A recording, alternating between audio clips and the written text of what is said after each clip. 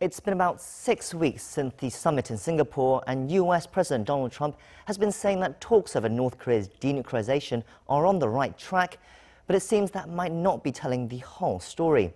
Reports say that Trump is growing impatient over the pace of North Korea talks, and doubts are growing about Pyongyang's sincerity to follow through on its promise. Lee Ji-won has more. U.S. President Donald Trump has privately fumed at his aides over the lack of tangible progress being made on North Korea's denuclearization. This is according to the Washington Post on Sunday that cited half a dozen White House and State Department aides.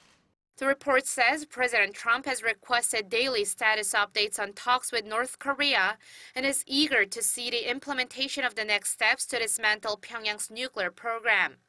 This comes, the Washington Post said, as North Korean officials canceled follow-up meetings with U.S. representatives at Panmunjom 2 weeks ago, allegedly demanded more money, and failed to maintain even basic communications. In fact, there has been no significant progress made on talks with North Korea, despite Trump's touting of his summit with the regime's leader Kim Jong-un in Singapore last month. President Trump has repeatedly and publicly said his aides had good talks with North Korea and that Pyongyang promised to abandon its nuclear weapons.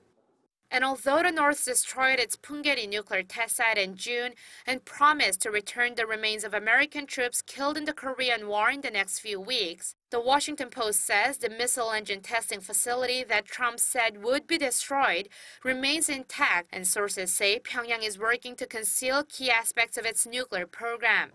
Amid the lack of immediate progress, hardliners on North Korea have started to question North Korea's sincerity. Speaking to CBS News on Sunday, Republican Senator Lindsey Graham warned President Trump that he is being played by Kim. He said North Korea is playing the same game it did with former U.S. presidents, and that President Trump has to make sure North Korea and its closest ally China, which has started to pull back according to Graham, need to know that Trump is different from previous U.S. presidents. Graham said this should be done by giving a real stern warning to North Korea through restarting the halted joint military exercises with South Korea and setting deadlines on the North's return of America's fallen Korean War heroes. Lee Ji-won, Arirang News.